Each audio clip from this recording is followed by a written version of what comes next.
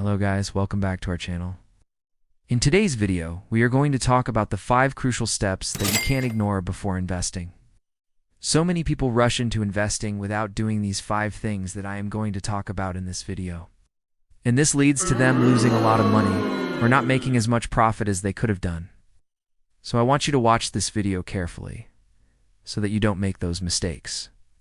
So the first thing that you need to do is to understand what your financial goals are. What is the reason why you are investing? Are you investing so that you can get some extra income every month? Are you investing for retirement or for your children's education or buying a house or whatever it may be?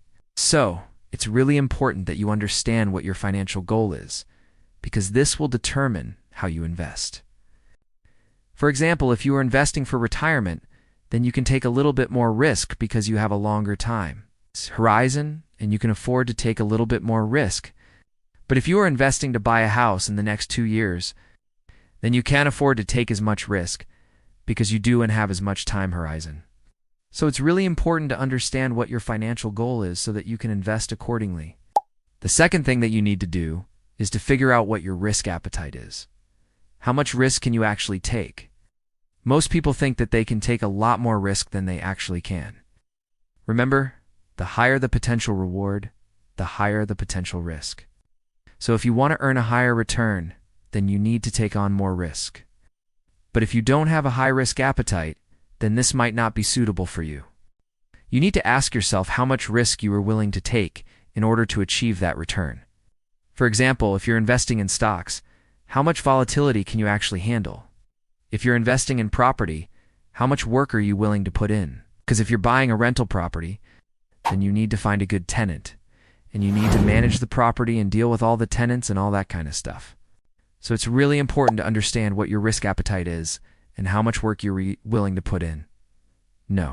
3, know your time horizon. When are you going to need the money that you are investing? This is really important because if you are investing in something like stocks or cryptocurrencies, then you need to be prepared for some volatility. If you are investing in something like property, then you need to be prepared for the fact that it might take some time before you can sell it. So it's really important to know your time horizon and make sure that you are comfortable with it. Do you want to invest in something that you might need to sell in the short term unless you reinvesting in something very, very safe like a savings account? Because if you're investing in something risky like stocks or cryptocurrencies, then you need to be prepared to hold on to it for the long term. If you need to sell in the short term, then you should not be investing in the first place. If you're investing for retirement, then you need to be able to hold on to your investments for at least 10, 20 years. Otherwise, it's not worth investing. So it is really important to know your time horizon and make sure that you are comfortable with it. The fourth step is to choose the right investment accounts. There are many different types of investment accounts available, such as individual accounts, joint accounts, Roth IRAs, traditional IRAs, 401ks, HSAs, and the list goes on. Each type of account has its own advantages and disadvantages, and it's important to choose the one that is right for you based on your individual circumstances. For example, if you are investing for retirement, then you may want to choose a traditional IRA or a Roth IRA. If you are investing for your child's education, then you may want to choose a 529 plan. If you are investing for other purposes, then you may want to choose an individual or joint account. It's really important to understand the different types of accounts available and choose the one that is right for you. Each type of account has its own rules and regulations, and it's important to make sure that you comply with them. For example, with a Roth IRA, you cannot contribute more than $6,000 per year. If you do, then you will be subject to penalties. The same is true for all other types of accounts.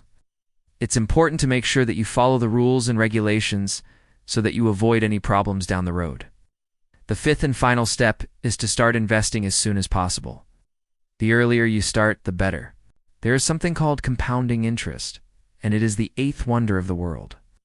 It is more powerful than any other force in the universe. Compounding interest allows your earnings to grow exponentially over time. For example, if you earn 10% every year on your investments, then your $100 becomes $110, then $121, then $133, and so on. So it's really important to start investing as soon as possible so that you can benefit from compounding interest.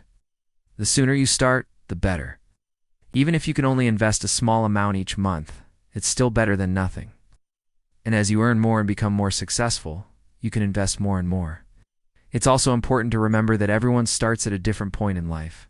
Some people may have started investing early on in their 20s, while others may have started later on in their 30s or 40s.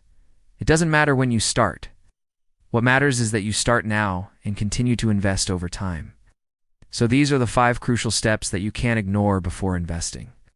Remember, investing is a powerful tool that can help you grow your wealth and achieve your financial goals. But it's important to do it the right way. So take the time to learn about investing and follow the 5 steps that I outlined in this video. And I want to give you a bonus tip, and that is to never stop learning. Investing is a lifelong journey, and the markets are constantly changing. So it's important to keep up with the latest trends and developments. Read books, attend seminars, and stay informed so that you can make the best decisions for your investments. I hope you enjoyed this video, and I hope you learned something new. If you did, please give it a thumbs up and share it with your friends and family. And if you're new here, please subscribe so that you can see more videos like this in the future. Thanks for watching, and I'll see you in the next video.